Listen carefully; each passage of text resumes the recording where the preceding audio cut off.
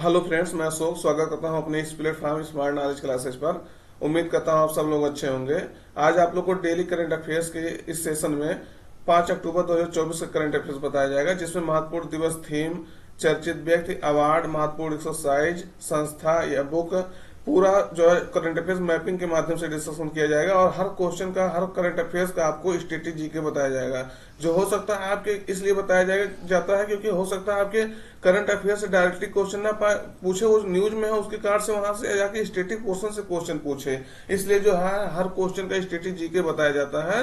तो video last तक देखिएगा, कई सारे डाउट्स जो है आपको क्लियर होने वाला है। क्योंकि आज जो है शास्त्रीय भाषा के संबंधित जो है न्यूज हम पूरा डिटेल्स में बताए हैं, कैसे दिया जाता है, क्यों दिया जाता है। कोई स्पेशल आपका टॉपिक जरूर रहता है, एक दो टॉपिक। तो इसीलिए जो है आप वीडियो लास्ट तक देखिएगा, कई सारे डाउट आपके क्लियर होने वाले होते हैं वीडियो में। तो शुरुआत करते हैं। आज जो है विश्व शिक्षक दिवस मनाया जा रहा है, तो इम्पोर्टेंट हो जाता है। आप सबको शिक्षक दिवस की हार्दिक शुभकामनाएं। वर्ल्ड टीचर्स डे आप लोग जो है मनाइए। विश्व शिक्षक दिवस मनाया जा रहा है, तो 5 अक्टूबर को मनाया जाता है। इम्पोर्टेंट हो जाता है। थीम इसका इस वर्ष का है शिक्षकों की आवाज को महत्व देना। इम्पोर्टेंट हो जाता है। और शिक्षा के लिए एक नई सामाजिक अनुबंध की जो है और तो ये इसका पूरा थीम है, यानी वैल्यूइंग टीचर्स वॉइसेज और टूवर्ड्स ये new social contract for education. तो ये इंपॉर्टेंट हो जाता है। शिक्षकों की आवाज को अगर नहीं महत्व देंगे तो जो है देश जो है कभी आगे नहीं बढ़ पाएगा। इतना आप ध्यान रखिएगा। क्योंकि जो है एक शिक्षक ही होता है जो हर क्षेत्र के हर व्यक्ति को जो है, एक राजनेता होता है वो भी एक जो है शिक्षक के द्वारा बनता है, एक बिजनेसमैन होता है वो भी एक शिक्षक के द्वारा बनता है, एक जो है दुकान खोलने वाला छोटा सा कोई व्यापारी वो भी एक जो है शिक्षक के द्वारा जो है बनाया जाता है। तो अगर एक शिक्षक जो है अच्छे से लोगों को पढ़ाएगा, अच्छे से उनको जो है नैतिक शिक्षा देगा, सामाजिक शिक्षा देगा, तो वो जो है देश के लिए जो है इम्पोर्टेंट होगा, पूरे विश्व के लिए इम्पोर्टेंट होगा वो व्यक्ति। तो इसीलिए जो है शिक्षक को अगर नहीं वैल्यू मिलेगा तो देश जो है आगे जा लीजिए नहीं बढ़ पाएगा और लोगों में जो है नैतिक शिक्षा का विकास नहीं हो पाएगा। तो शिक्षा के लिए एक नए सामाजिक अनुबंध की जो है और इसको ले जाने के लिए शिक्षकों की आवाज को महत्व देना है, तो इम्पोर्टेंट हो जाता है। देखिए विश्व शिक्षक दिवस की शुरुआत जो है 1994 में हुआ था, तो इम्पोर्टेंट हो जाता है। लेकिन इस दिन को जो है 1966 में यूनेस्को और ILO मतलब अंतर्राष्ट्रीय श्रम संगठन, इंटरनेशनल लेबर ऑर्गेनाइजेशन द्वारा जो है शिक्षक शिक्षा और उनके कार्यस्थलों पर जो है दिए गए मानकों के अनुशंसा को अपनाने के उपलक्ष्य में जो है ये किया गया था। तो ये जो है सिफारिश जो यूनेस्को और ILO जो है 1966 में ही कर दिए थे, लेकिन 1994 से जो है विश्व शिक्षक दिवस मनाया जाता है। तो इम्पोर्टेंट हो जाता है, इसको ध्यान रखिएगा। और वहीं आपका देखेंगे तो राष्ट्रीय शिक्षक दिवस जो है पिछले महीने में सेम एक महीना पहले 5 सितंबर को मनाया गया है। तो ये चीज इंपॉर्टेंट हो जाता है। डॉक्टर सर्वपल्ली राधाकृष्णन जो है दूसरे उपराष्ट्रपति और पहले जो है राष्ट्रपति के रूप में जो बने थे, उन्हीं के याद में जो है मनाया जाता है। तो इम्पोर्टेंट हो जाता है, इसको याद रखिएगा क्योंकि क्वेश्चन इससे कई बार पूछा गया है। अगला क्वेश्चन देखिएगा कि डाक विभाग किस कंपनी के साथ लॉजिस्टिक सहयोग बढ़ाने के लिए समझौता ज्ञापन पर हस्ताक्षर किया है। तो ये इंपॉर्टेंट हो जाता है। डाक विभाग किसके साथ जो है समझौता ज्ञापन किया है। तो विकल्प में है अमेजन के साथ, फ्लिपकार्ट के साथ, गूगल के साथ, मीशो के साथ। सही उत्तर आपका रहेगा अमेजन के साथ। डाक विभाग जो है लॉजिस्टिक सहयोग को बढ़ावा देने के लिए अमेजन के साथ जो है सहयोग किया है। तो ये देखिएगा अमेजन ये है, इसके साथ जो है डाक विभाग सहयोग किया, इंपॉर्टेंट हो जाता है। ये डाक विभाग जो है इसके बारे में ये जानिए कि अमेजन के साथ मिलकर लॉजिस्टिक क्षमताओं में वृद्धि करेगा, रोजगार सृजन करेगा, सृजन करने में सहयोग करेगा, आर्थिक विकास में जो है आपका मदद करेगा, भारत को जो है बढ़ते ई कॉमर्स क्षेत्र में जो है सशक्त बनाएगा। तो इम्पोर्टेंट हो जाता है। ये 3-4 क्षेत्र है जिसमें वो काम करेगा। अगला देखिएगा कि शहरी शासन सूचकांक इंपॉर्टेंट हो जाता है। शहरी शासन सूचकांक में यानी अर्बन गवर्नेंस इंडेक्स में पहला स्थान किस राज्य को मिला है। तो अर्बन गवर्नेंस इंडेक्स इंपॉर्टेंट हो जाता है। तो किस राज्य को पहला स्थान मिला है तो पूछा जाएगा, निश्चित रूप से इंपॉर्टेंट क्वेश्चन है। तो विकल्प में है गोवा, केरल, छत्तीसगढ़, महाराष्ट्र। तो सही उत्तर कौन सा है। हमको लगता है आप लोग अगर नहीं समझ रहे होंगे तो गोवा लगाएंगे, लेकिन गोवा सही नहीं है, केरल सही है। तो इम्पोर्टेंट हो जाता है। शहरी शासन सूचकांक में पहला स्थान किसे मिला है तो जो है अर्बन गवर्नेंस इंडेक्स में पहला स्थान केरल को मिला है। इम्पोर्टेंट हो जाता है, केरल को इसमें पहला स्थान मिला है। वहीं देखेंगे तो छत्तीसगढ़ को जो है इसमें जो है, सॉरी, उड़ीसा को जो है दूसरा स्थान मिला है। इसके बारे में हम डिटेल से दिए हैं, देख लीजिए इसको ही कि इस सूचकांक को जो है केंद्रीय आवास एवं शहरी मामलों के मंत्रालय के तहत राष्ट्रीय शहरी मामलों के संस्थान NIUA के सहयोग से जो है परजा फाउंडेशन द्वारा तैयार किया गया है। तो इम्पोर्टेंट हो जाता है या किया जाता है। इसका उद्देश्य शहरी सरकारों को सशक्त बनाना। तो सारी सरकारों को जो है सशक्त बनाना इसका उद्देश्य है। शीर्ष इसमें देखेंगे शीर्ष प्रदर्शक राज्य कौन है, तो केरल सबसे बड़ा पहला राज्य है, उड़ीसा सेकंड पे है, महाराष्ट्र तीसरे पे है, छत्तीसगढ़ जो है चौथे पे, मध्य प्रदेश पांचवें पे है। तो इम्पोर्टेंट हो जाता है जो शीर्ष राज्य है आपका 2-3 तो कम से कम याद रखना है, यानी केरल, उड़ीसा और महाराष्ट्र। तो शहरी शासन सूचकांक में पहले तीसरे स्थान पे तीनों ये जो है इसको याद रखिएगा। ये दोनों तो आज छोड़, 3 तो कम से कम आपको याद रहना चाहिए। तो केरल, उड़ीसा, महाराष्ट्र। वही निम्न प्रदर्शक वाले राज्य देखेंगे तो नागालैंड सबसे कम, उसके बाद मणिपुर, उसके बाद मेघालय, उसके बाद पंजाब, चंडीगढ़। तो ये 2-3 तो इसके में भी देखिएगा, तो नागालैंड इसमें जो है और मणिपुर, मेघालय इंपॉर्टेंट हो जाता है। ये केरल है, इसका मैप आपको लगा दिए हैं, ये पूरा देख सकते हैं। इधर तमिलनाडु है। केरल किस किस राज्य से जो है सीमा साझा करता है, आपको ये क्वेश्चन बताना है, क्योंकि जो है आपको खाली एक तमिलनाडु से ही सीमा साझा नहीं करता, एक राज्य और है, तो आपको बताना है वो चीज। तो इम्पोर्टेंट हो जाता है। ये देखिएगा, इसके बारे में कई सारे लोकेशन हम इसमें वो कर दिए हैं, लगाए हैं, तो इसको आप देख सकते हैं।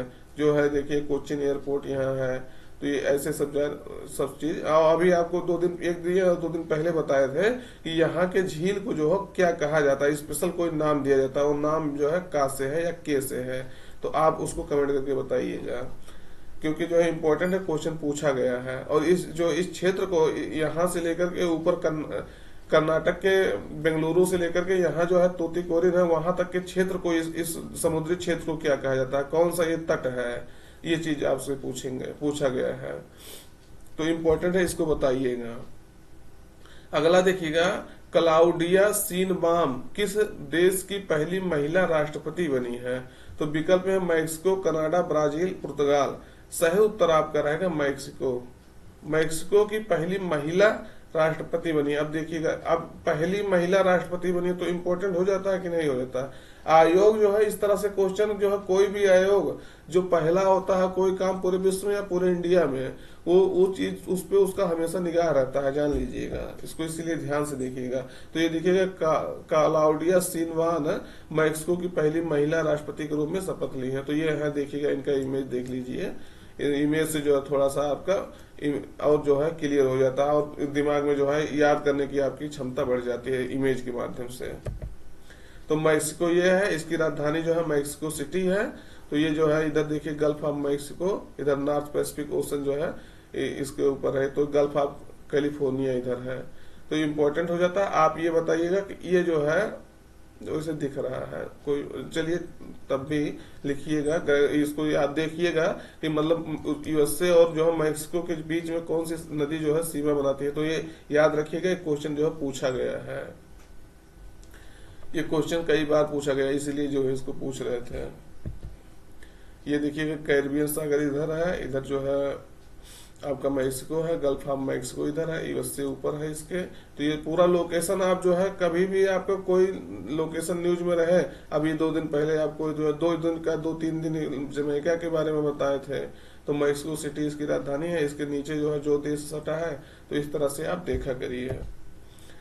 अगला देखिएगा, काफी इंपॉर्टेंट क्वेश्चन है, अब की बार हमको लग रहा है ये क्वेश्चन जो है एग्जामिनर जरूर रखेगा। केंद्रीय मंत्रिमंडल ने जो है इनमें से किस भाषा को शास्त्रीय भाषा का दर्जा दिए जाने की स्वीकृति नहीं दी है। तो आपसे ये बता दें, अभी जो है 5 भाषाओं को जो है शास्त्रीय भाषा देने का दर्जा दिया गया है। तो इनमें से कौन वो शामिल नहीं है, गुजराती, असमिया, मराठी, पाली। तो कौन सा इसमें से शामिल नहीं है। तो सही उत्तर आपका रहेगा पहला, गुजराती। तो इम्पोर्टेंट हो जाता है। अब शास्त्रीय भाषा के बारे में, क्लासिकल लैंग्वेज के बारे में आपको बता देते हैं क्या क्या कैसे है। तो इम्पोर्टेंट हो जाता है, इसके बारे में याद रखिएगा कि 5 भाषाओं को दिया गया है और कौन कौन सा है। दूसरे नंबर इसके पहले कौन सा जो भाषा इसमें शामिल था। तीसरे नंबर पे जो है कब से ये दिया जा रहा है, कितनी भाषाओं को दिया गया है, सब आप जो है इसका डिटेल्स इसीलिए कह रहे हैं देखिएगा, क्योंकि जो है ये यहाँ से बहुत ज्यादा संभावना है कि पूछे। तो केंद्रीय कैबिनेट ने जो है मराठी मराठी, पाली, प्राकृत, असमिया और बंगाली को। तो ये देखिएगा, मराठी, पाली, बंगाली, प्राकृत, असामीज। तो इन पांचों भाषाओं को आप याद रखिएगा। तो ये जो है, इससे क्वेश्चन जो है बहुत ज्यादा संभावना कि भविष्य में बनेंगे, तो इनको स्वीकृति दी है। अब क्लासिकल लैंग्वेज कैसे दिया जाता है, कब से दिया जाता है, उसके बारे में देखिएगा। तो जो है 2004 में इसकी शुरुआत की गई थी। पहला जो है क्लासिकल लैंग्वेज तमिल भाषा को दिया गया था। तो ये चीज इंपॉर्टेंट है, पूछा जाता है। पहले लगेगा कि संस्कृत को दिया जाता है, लेकिन नहीं, पहले तमिल को दिया जाता है, तमिल भाषा को। अभी हम इसको बता देते हैं इसका इतिहास क्या है, कैसे दिया जाता है, क्यों दिया जाता है। और देखिए, संस्कृत को दिया गया था, उसके बाद तेलुगु को दिया गया था 2008 में। तो ये चीज इंपॉर्टेंट हो जाता है। कन्नड़ को 2008 में, कन्नड़ को भी 2008 में। वहीं मलयालम को 2013 में और उड़िया को 2014 में। तो इसके बारे में आप याद रखिएगा। ये चारों भाषाएं जो आपसे पूछा जा सकता है कि मतलब अभी तक जो 4 ही दिए गए थे, सॉरी 6। तो इन 6 भाषाओं को आपको याद रखना है। तमिल, संस्कृत, तेलुगु, कन्नड़, मलयालम, उड़िया, और उसका सन भी याद रखना, क्योंकि क्वेश्चन ये एक बार नहीं कई बार पूछा गया, इसलिए इसको बता रहे हैं। तो इसका इतिहास देख लीजिएगा थोड़ा सा। तो मतलब भारत सरकार 3 अक्टूबर 2024 को 5 नई भाषाओं, जो 5 नई भाषाओं में मराठी, पाली, प्राकृत, असमिया और बंगाली को जो है इसमें शास्त्रीय भाषा का दर्जा दिया है। और इस तरह इस भारत में शास्त्रीय भाषाओं की संख्या बढ़कर 11 हो गई है। और इन भाषाओं के अलावा तमिल, संस्कृत, तेलुगु, कन्नड़, मलयालम, उड़िया को शास्त्रीय भाषा का क्लासिकल लैंग्वेज CL का दर्जा दिया गया। तो इम्पोर्टेंट हो जाता है। इसके बारे में आपसे क्वेश्चन पूछा जा सकता है, कितनी भाषाओं को अब यही क्वेश्चन आपसे पूछा जा सकता है कि अक्टूबर में जो है भारत का सरकार जो है कितनी भाषाओं को शास्त्रीय भाषा का दर्जा दिया है। तो इस तरह से मतलब फैक्ट पूछा जा सकता है। तो 5 भाषाओं को दिया है। अब क्लासिकल लैंग्वेज कैसे मिलता है, इसके फायदे क्या हैं। तो उस क्षेत्रीय भाषा को शास्त्रीय भाषा का दर्जा मिलता है जो 1500 से 2000 पुरानी हो, मतलब जिनका इतिहास जिस भाषा का 1500 से 2000 पुरानी हो, और उसके ग्रंथों का संग्रह जो है होना चाहिए। तो इम्पोर्टेंट है, उसके ग्रंथ जो है पूरे सुरक्षित होने चाहिए। और 2004 में जो है केंद्र सरकार की ओर से इसकी शुरुआत की गई थी। शास्त्रीय भाषा का दर्जा दिए जाने के बाद दिए जाने के बाद क्या होता है, संबंधित क्षेत्रीय भाषाओं की कविताओं, कहानियों आदि को जो है डिजिटल रूप में जो है स्टोर किया जाता है। तो इसको जो है डिजिटली रूप में स्टोर किया जाएगा। और इसके और सारे फायदे हैं, ये देखिएगा। तो शास्त्रीय भाषाओं को सम्मोझी कहा जाता है। सम्मोझी याद रखिएगा, ये भी क्वेश्चन हो सकता है, डाल दे आपको एग्जाम में। तो सम्मोझी कहा जाता है। और इन भाषाओं का साहित्यिक इतिहास लंबा, यानी 1500 से 2000 साल पुराना इसका इतिहास होना चाहिए। इतिहास और लंबा भी होना चाहिए और समृद्ध भी होना चाहिए। तो ये चीज इंपॉर्टेंट है। शास्त्रीय भाषाओं को बढ़ावा देने के लिए कई कदम उठाए जाते हैं, जैसे जो है शास्त्रीय भाषाओं के संरक्षण, अध्ययन और शोध को जो है बढ़ावा मिलता है। तो ये जो अगर किसी भाषा को शास्त्रीय भाषा दिया जाता है तो उसके संरक्षण उसको दिया जाता है, अध्ययन किया जाता है यूनिवर्सिटी में, ये सब चीजें शोध को बढ़ावा दिया जाता है। शास्त्रीय भाषाओं के प्रतिष्ठित जो है विद्वानों को हर साल दो बड़े सम्मान दिए जाते हैं। तो इम्पोर्टेंट हो जाता है, देखिएगा ये चीजें। और शास्त्रीय भाषाओं के अध्ययन के लिए उत्कृष्टता केंद्र जो है स्थापित किए जाते हैं। केंद्रीय विश्वविद्यालयों में शास्त्रीय भाषाओं के विशेषज्ञों के लिए प्रोफेसर चेयर स्थापित किए जाते हैं। तो ये देखिए कितने इसके फायदे हैं। और जो शास्त्रीय भाषाओं के संरक्षण, उसके दस्तावेजीकरण और डिजिटलीकरण से जो है लोगों को जो है रोजगार के अवसर पैदा होते हैं लोगों के लिए। तो ये चीज याद रखिएगा कि निश्चित रूप से यहाँ से क्वेश्चन पूछने की संभावना, कोई भी आपको उठा के कोई भी विकल्प यहाँ से रख सकता है। तो इसके बारे में याद रखिएगा। अगला है विश्व हरित अर्थव्यवस्था मंच वर्ल्ड ग्रीन इकोनॉमी फोरम का आयोजन कहाँ हुआ। तो सही उत्तर आपका कौन है, विकल्प में अबू धाबी, दुबई, नई दिल्ली, रियाद है। तो सही उत्तर आपका रहेगा बी। तो इम्पोर्टेंट हो जाता है, कहाँ हुआ, बी यानी दुबई में। ये अबू धाबी के दुबई में हुआ है, सॉरी अबू धाबी कह रहे हैं, देखिए UAE के अबू धाबी में। तो इम्पोर्टेंट हो जाता है, UAE की संयुक्त अरब अमीरात की जो है क्षेत्र शहर है दुबई, वहां इसको किया गया। इसकी राजधानी जो है अबू धाबी है, ये चीज आप याद रखेगा UAE की, लेकिन इसका दुबई में इसका वो हुआ है आयोजन। तो इम्पोर्टेंट हो जाता है वर्ल्ड ग्रीन इकोनॉमी फोरम का जो है आयोजन कहाँ हुआ है, तो ये है आपका दुबई। और इसकी राजधानी देखिएगा ये अबू धाबी है, आप इससे कंफ्यूज मत करिएगा।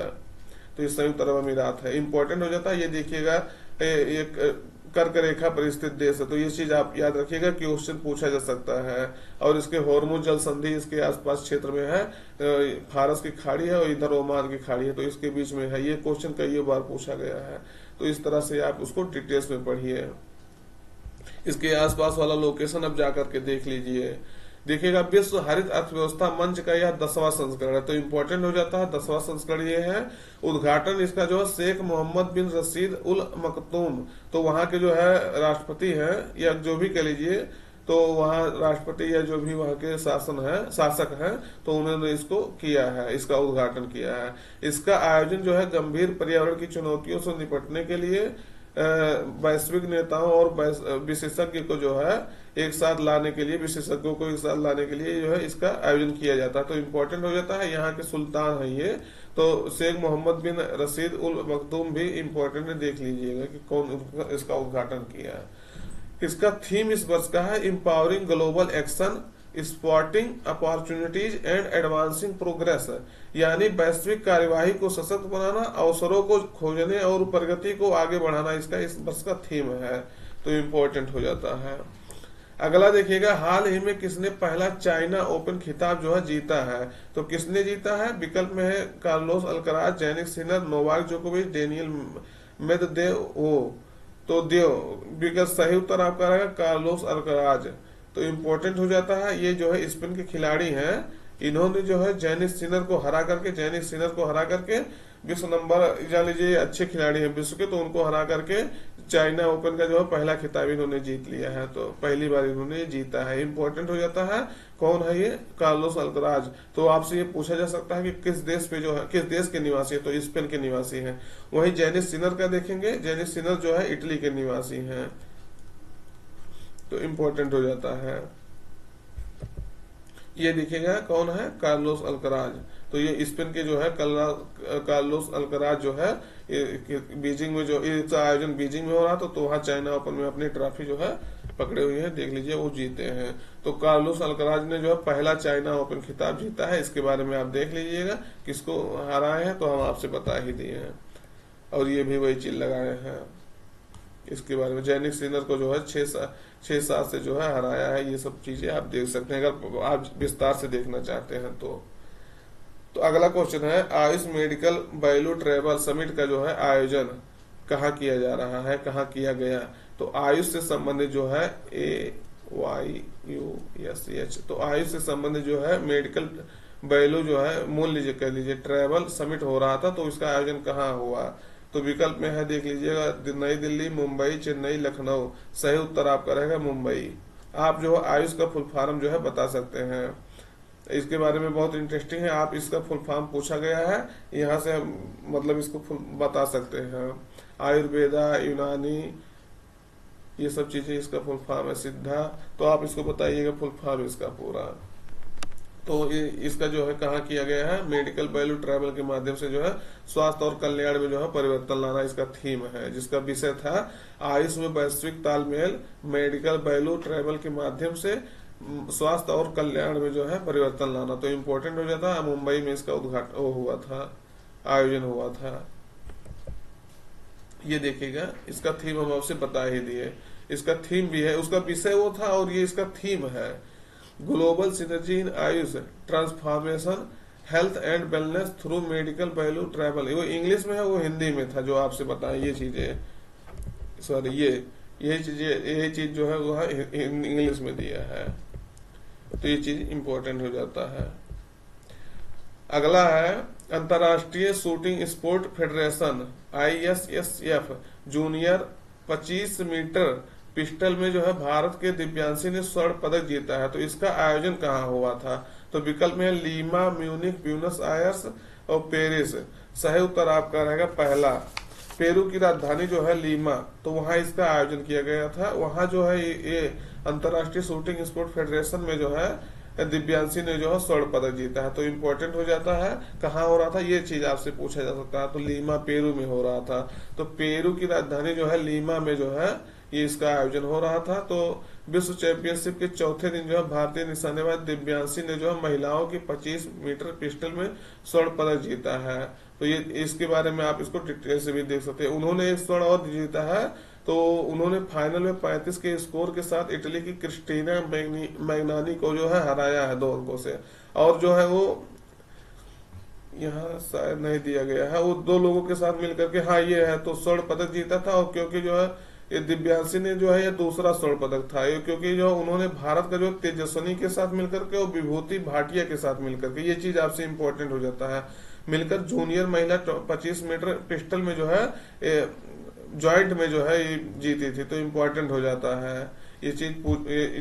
दो अवार्ड, ये दो गोल्ड मेडल जीती हैं। तो कौन है? ये दिव्यांशी है। इनका नाम हो सकता है आपसे क्वेश्चन ये उल्टा करके पूछे कि कौन उसको जीता है, तो दूसरे नंबर इसका आयोजन कहाँ हुआ था। तो ये मिक्स कैसे कैटेगरी में 2 लोगों के साथ भी जीती थी गोल्ड, और जो है सिंगल भी जीती थी। ये देखिएगा, ये है क्रिस्टीना मैगजानी, उसके बाद दिव्यांशी, और ये है हेलोस्फोरी। तो कौन कौन से अवार्ड पाई हैं उनके बारे में बताया गया है। तो दिव्यांशी ने जो है महिलाओं के जो 25 मीटर पिस्टल स्पर्धा में, इस स्पर्धा में स्वर्ण पदक जीता है। दिव्यांशी ने तेजस्विनी और विभूति भाटिया के साथ, ये चीज आपसे बता दिए, स्वर्ण पदक भी जीता है। इंटरनेशनल शूटिंग स्पोर्ट फेडरेशन के बारे में जानिए। 1907 में स्थापित हुआ था। 150 इससे देश हैं, म्यूनिख और जर्मनी, यानी म्यूनिख यानी जर्मनी में जो उसका हेडक्वार्टर। ये क्वेश्चन इंपॉर्टेंट है, पूछा गया है क्वेश्चन। तो ये पेरू है, पेरू जो है दक्षिण अमेरिकी देश है। इसका जो है लोकेशन आप देख लीजिएगा कहाँ है। यहाँ एक धारा चलती है, तो ये धारा जो है कौन सी धारा है इसके बगल में, और उसका ठंडा है कि गर्म है उसको बताइएगा। तो लीमा इसकी राजधानी है, यहाँ हो रहा था इसका आयोजन। अगला देखिएगा, प्रधानमंत्री मोदी ने किस राज्य में 4 बायोगैस सीबीजी यूनिट का जो उद्घाटन किया है। तो विकल्प में असम, महाराष्ट्र, मध्य प्रदेश, झारखंड। सही उत्तर आपका रहेगा असम। असम में जो है इन्होंने इसका उद्घाटन किया है। इसके बारे में यह है कि पीएम मोदी ने स्वच्छता ही सेवा 2024 कार्यक्रम के तहत असम में 4, ये इंपॉर्टेंट हो जाता है, कहाँ की है? असम में कंप्रेस्ड बायोगैस सीबीजी संयंत्रों का उद्घाटन किए हैं। ये प्रोजेक्ट जो है गुवाहाटी में, जोरहाट में, शिवसागर में और तिनसुकिया में जो है लगेगा, तो इम्पोर्टेंट हो जाता है। और ऑयल इंडिया लिमिटेड जो है इसके संयंत्र को स्थापित किया। तो ये चीज भी आपसे उल्टा पूछा जा सकता है कि कौन इसको स्थापित किया है। और ये चीज इंपॉर्टेंट है कि ऑयल इंडिया लिमिटेड जो है पेट्रोलियम मंत्रालय के सहयोग से 2024-25 तक कुल 25 सीबीजी संयंत्र जो है, कंप्रेस्ड बायोगैस संयंत्र जो है लगाने का लक्ष्य रखा है। इसमें से ये जो है इंपॉर्टेंट हो जाता है। 4 जगह बनेगा, गुवाहाटी, जोरहाट, शिवसागर, तिनसुकिया में, कहा? असम में। ये देखिएगा, इसके जो है शिवसागर यहाँ है, तिनसुकिया यहाँ है, जोरहाट यहाँ है, और यहीं कहीं आपका गुवाहाटी होगा। तो ये दिख नहीं रहा शायद, तो हो सकता है ना इसमें लोकेशन में वो किया हो, तो इम्पोर्टेंट हो जाता है। तो ये चीज जो है आप याद रखना, असम के जो है 4 जिलों में इसको किया जाएगा। इसी से संबंधित एक क्वेश्चन और है सीबीजी से, किस राज्य में जो है bio CNG, bio compressed natural gas plant वाली जो पहली आधुनिक गौशाला का उद्घाटन किया गया है। तो ये चीज आपको इम्पोर्टेंट हो जाता है। कौन सा राज्य है? असम, मध्य प्रदेश, उत्तर प्रदेश, हरियाणा। सही उत्तर आपका रहेगा मध्य प्रदेश। मध्य प्रदेश के ग्वालियर में जो है इसका उद्घाटन किया गया है। अब ये इंपॉर्टेंट हो जाता है पहला, अब यहाँ पहला कह रहा है आधुनिक गौशाला, इसलिए जो है इसको क्वेश्चन कवर करना जरूरी है।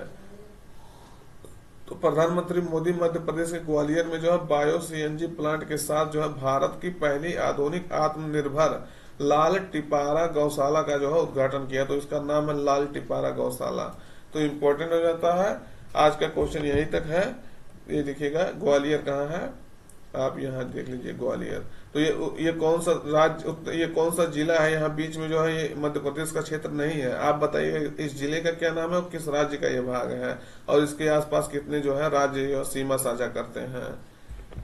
आज का सेशन यहीं तक रखते हैं। वीडियो कैसा लगा कमेंट करके जरूर बताइएगा, क्योंकि जो वीडियो काफी जो है अच्छा, इसमें जो है कंटेंट आज आपको मिला होगा। आज के रोज मिलता है, तो आज जो है ये जरूरी है कि यहाँ से क्वेश्चन बहुत ज्यादा संभावना है बनने के लिए, और लाइक के माध्यम से अपना जो है राय रख सकते हैं।